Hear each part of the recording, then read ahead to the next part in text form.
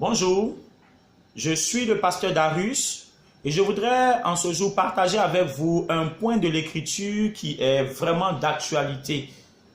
Et ce point se trouve dans le livre de Luc, le chapitre 23, au verset 23, où le Seigneur dit ceci dans sa parole que « Mais il insistait à grands cris, demandant qu'il soit crucifié, et leurs cris l'emportèrent. » Verset 24, Pilate dit que ce qu'il demandait serait fait.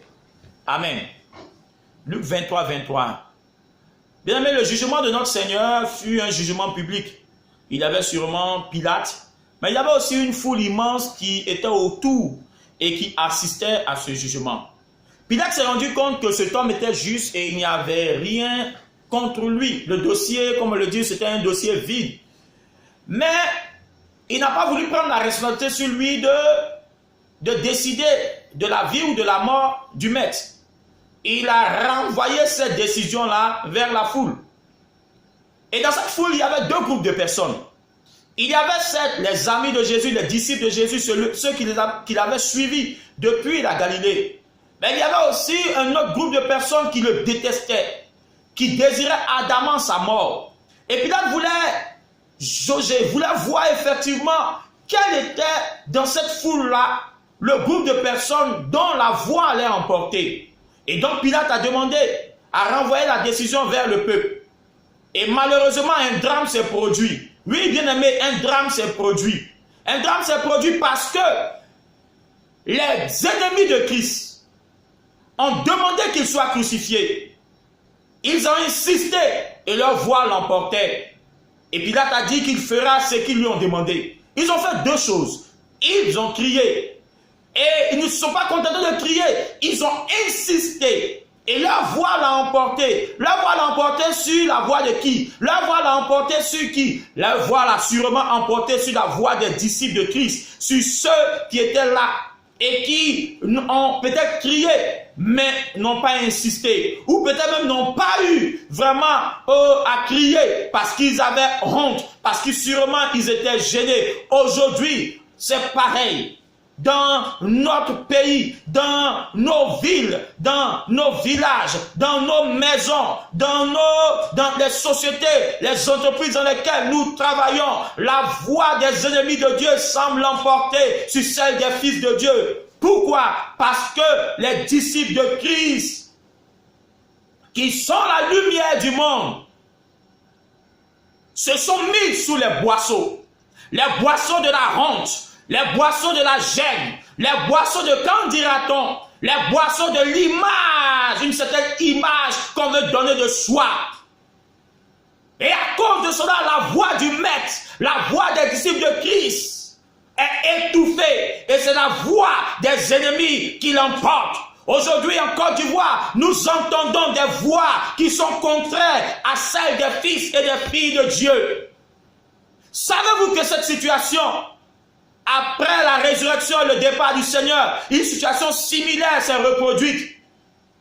Encore avec le roi Hérode, qui avait mis la main sur Jacques. Et la Bible déclare qu'il a fait tuer Jacques. Et voyant que le peuple aimait cette situation, que le peuple aimait cet état de cause, a mis aussi ainsi la main sur Pierre. Et il voulait faire subir à Pierre le même sort. Mais il est dit dans le livre de Actes, le chapitre 12, le verset 5, il est dit ceci: Pierre donc était gardé dans la prison, et l'Église ne cessait d'adresser pour lui des prières à Dieu. L'Église ne cessait d'adresser pour lui des prières à Dieu. Ils ont insisté dans la prière. Ils ont insisté dans la prière. Et le miracle s'est produit. Lorsque les enfants de Dieu se lèvent et insistent, il y a quelque chose qui s'est produit. Notre Seigneur a été crucifié parce que la voix des ennemis de Dieu l'a emporté. Notre Seigneur a été crucifié parce que la voix des disciples ne l'a pas emporté sur celle des ennemis de Dieu. Cette C'était la volonté de Dieu, parce qu'il était annoncé que de cette manière, le Fils de Dieu allait sauver l'humanité. De cette manière, toi et moi, nous recevions le salut, nous recevions le pardon de nos péchés, nous recevions la vie éternelle. Mais il faut comprendre que les ennemis de Dieu ont eu gain de cause parce qu'ils ont insisté. Bien-aimé, le Seigneur ne doit pas mourir une seconde fois.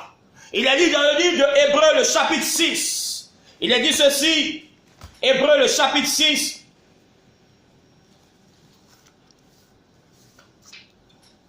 car il est impossible que ceux qui ont été une fois éclairés, qui ont goûté le don céleste et qui ont eu part au Saint-Esprit et qui ont goûté la bonne parole de Dieu et les puissants du siècle à venir et qui sont tombés, soient encore renouvelés et amenés à la repentance, puisqu'ils crucifient pour leur part le Fils de Dieu et l'exposent à l'ignominie.